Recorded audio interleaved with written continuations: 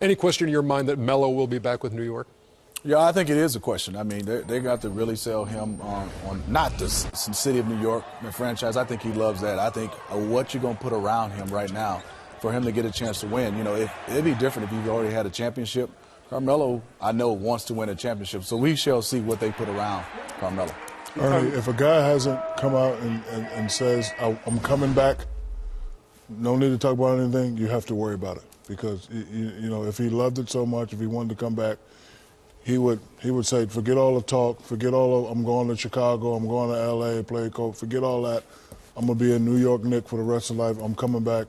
I'm going to work this thing out with Phil. But he hasn't said that, so, you know, we all have to just sit and wait and worry. He's made everybody sit and wait and worry in the past before. But I think, Ernie, especially for superstar players, and Carmelo Anthony, without question, is a superstar in the league, you get very few times in your career to be able to make choices as to where you want to play.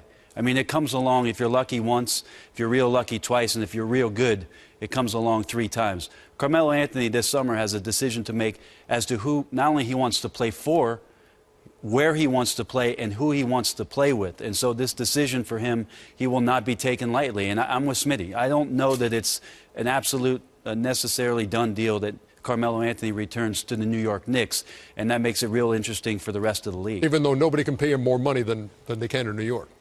I mean, we saw that with Dwight. You know, he left, what, I would say close to $30 million on the table. Usually when you're that superstar guy and, you know, there's a lot of money that they can pay you, the smart thing would do is help Phil Jackson out. Get on the phone and say, Kevin Love, we got some extra money under the cap. Or you know, I won't take 30, I'll take 25, give you 5, blah, blah, blah, come play with me. Or, you know, all the other top free agents, he should be the one getting on the phone, luring them to New York rather than saying, I'm leaving. Okay, so the idea that Greg shared is actually during the broadcast, Greg Anthony was talking about the idea that Carmelo Anthony does not opt out this year and does play out his contract and then becomes a free agent after the following season when the Knicks have tons of money under the cap and the team can be restructured in a way where there's participation between the management and the teammates that you have there. Another year of development for players like Shumpert, you know, Raymond Felton, you find out what you're going to do for him. Amari Stoudemire will come off the books, what direction you go. So that's definitely plausible in Carmelo's case to give them flexibility they don't have anywhere else with regards to draft picks and other things. Well, Phil Jackson and that scouting department are going to have to be scouring and beating the bushes to find maybe some hidden gems somewhere in this next year. You know, Ernie, Shaq, and Brent, I think it would be much easier if, you know, and obviously we can't make Phil coach.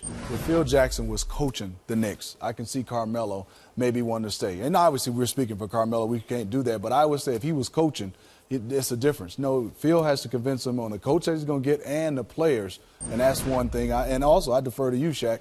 If Phil wants to run a triangle, how does that fit a Carmelo Anthony, you know, playing in that triangle? And we all know the superstar gets to basketball because there was no triangle when you played. They just threw it to you and everybody stopped. And they're supposed to stop and watch. Obtuse. No, you know, basically, you know, the triangle is about the others. Because if you look at, you know, if you look at all the championships that have won, you know, of course you remember Jordan and Scottie, but, you know, the most memorable clips are the ones that the others did. Like, you know, my favorite clip was when Michael Jordan in the timeout, looking at Steve Kerr and said, hey, they doubled me, I'm coming to you. Robert Horry, you know, Robert Horry was at the top of the key for a reason because that was part of the triangle. So, you know, it's not about what Carmelo does, it's about the others, you know, passing, moving, cutting, being at the right spot, and hitting the shots when needed. I mean, it may work. It may not work. You know, you're talking about the triangle. It takes some time to develop this. And does Carmelo have that much time to let that all develop?